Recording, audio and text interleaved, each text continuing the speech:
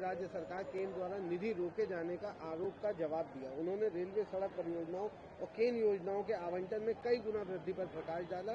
साथ ही कहा कि तमिलनाडु को आवंटन में वृद्धि के बावजूद कुछ लोग निधियों को लेकर रोते हैं। प्रधानमंत्री जी, इन्हीं निधियों को लेकर के जब आप गुजरात के मुख्यमंत्री थे तब आप भी रोते थे, आप भी आरोप लगाते थे। तो हमने तो नहीं कहा कि मुख्यमंत्री मोदी रोते हैं। इस तरीके की भाषा का उपयोग क्या एक चुने हुए मुख्यमंत्री के लिए आपके मुंह से उचित है?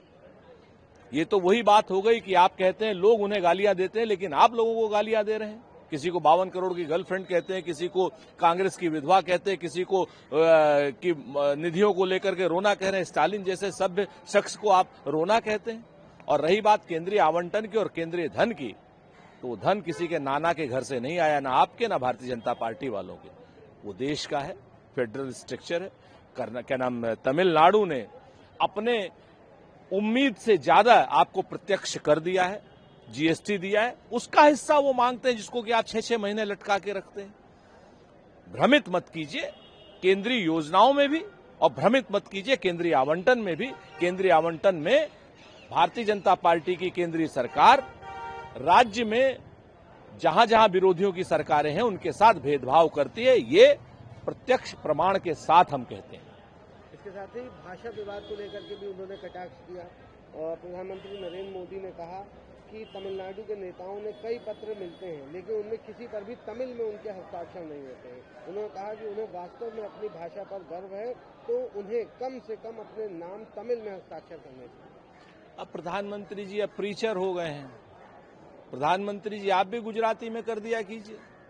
वो आपके समझने के लिए इंग्लिश में अगर साइन करते हैं तो आपको दिक्कत क्या है?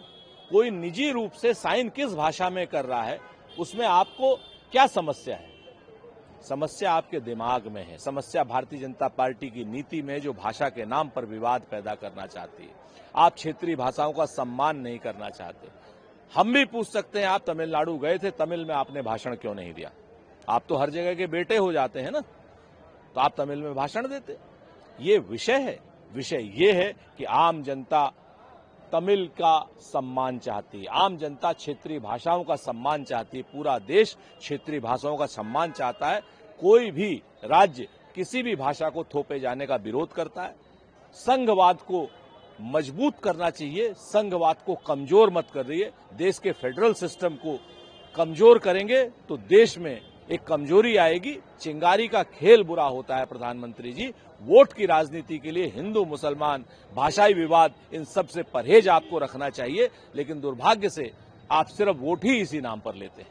तो एक और बड़ा अहम सवाल, उन्होंने एक्स पर एक वीडियो संदेश में कहा कि बिहार के युवा मित्रों, मैं 7 अप्रैल को पलायन रोको, नौकरी दो, मार्च में आपके साथ कंधे से कंधा मिलाकर चलने के लिए बेगूसराय आ रहे हैं। आज श्री राहुल गांधी जी बेगूसराय हैं और राहुल गांधी जी का ये दौरा अपने आप में बहुत महत्वपूर्ण दौरा है, क्योंकि वो नौकरियों की जो एक बाढ़ आनी चाहिए बिहार में, वो नहीं आ रही है। नौकरियों का सूखा पड़ा हुआ है। नौकरियों की बाढ़ की जगह अभ्यर्थियों को लाठियों की बाढ़ का सामना करना पड़ता है। वहां के बच्चे पलायन करने के लिए मजबूर हैं, दिल्ली, बंबई, कलकत्ता। और हमारा कहना है कि लाखों नौकरियां वहां खाली पड़ी हुई हैं, लाखों एकड़ भूमि वहां खाली पड़ी है, जिस पर वहां पर बड़े कल कारखाने लग सकते हैं। बिहार में बेहतरीन जल की सुविधा है और अगला वार कहीं ना कहीं दुनिया में बताते हैं लोग जल के लिए होगा। बिहार में असीम संभावना है, लेकिन भारतीय जनता पार्टी को, नीतीश कुमार की पिछले 20 साल की सरकारों ने वहां पर सिर्फ युवाओं को निराशा दी है, युवाओं को लाठियां दी हैं, अग्निवीरों को मारा गया है। लेकिन जबकि कुछ समय के लिए वहां इंडिया गठबंधन की सरकार थी तो वहां 5 लाख से ज्यादा नौकरियां तेजस्वी यादव के नेतृत्व में दी गई, कांग्रेस ने दिलाई है। तो हम ये कह रहे हैं बहुत स्पष्ट रूप से कि पलायन रुकेगा, इंडिया गठबंधन आएगा और लोगों को आकांक्षा और अपेक्षा के अनुरूप नौकरियां और रोजगार के अवसर मिलेंगे। इसके साथ ही रामनवमी के जुलूस में हिंदू श्रद्धालुओं पर हमला हुआ, उनकी गाड़ियों से तोड़फोड़ की।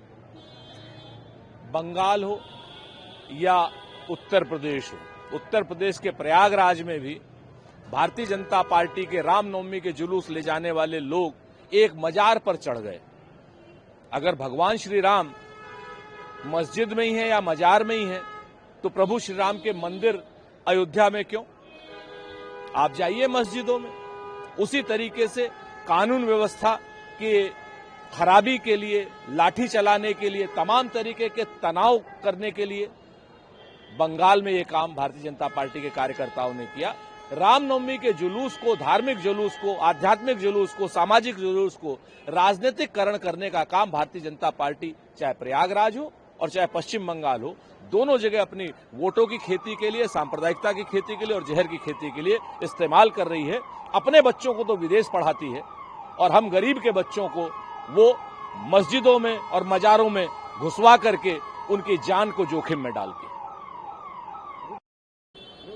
एक आखिरी सवाल रहेगा सर, वक्त संशोधन विधेयक को लेकर के जिस तरह से राहुल गांधी ने पिछली बात कही कि भाजपा की जो नजर है वो अब ईसाई, जैन, बुद्ध और हिंदू मंदिरों की जमीन पर, उसी तरह उद्धव ठाकरे ने भी यही बात कही, ये किस तरह से देखते हैं? देखिए, इस हिंदुस्तान में भारतीय जनता पार्टी की सरकार जब तक रहेगी तब तक किसी भी धार्मिक ट्रस्ट की जमीन, धार्मिक ट्रस्ट का पैसा सुरक्षित नहीं है। आज मुसलमानों की वक्फ जमीन पर हमला किया गया है, कल जैन की, बौद्ध की, सिख की, ईसाई की, अन्य धर्मों की, आदिवासियों की जमीनों पर कब्जा किया जाएगा। उसके बाद पद्मनाभम जैसे मंदिर की जो खजाना है उस पर हमला किया जाएगा, क्योंकि भारतीय जनता पार्टी कभी भी रोजगार देने में कामयाब नहीं होती है, विफल होती है। देश के खर्चे को चलाने के लिए भी ये लोग अपने इन सारे भौतिक संसाधनों को, धार्मिक ट्रस्टों के भौतिक संसाधनों को ये अपने मित्रों को बेच देंगे और उसी से ये भ्रष्टाचार करेंगे, उसी से खर्चा चलाएंगे। भारतीय जनता पार्टी का शासन जो है सारे धर्मों के लिए बहुत खराब है।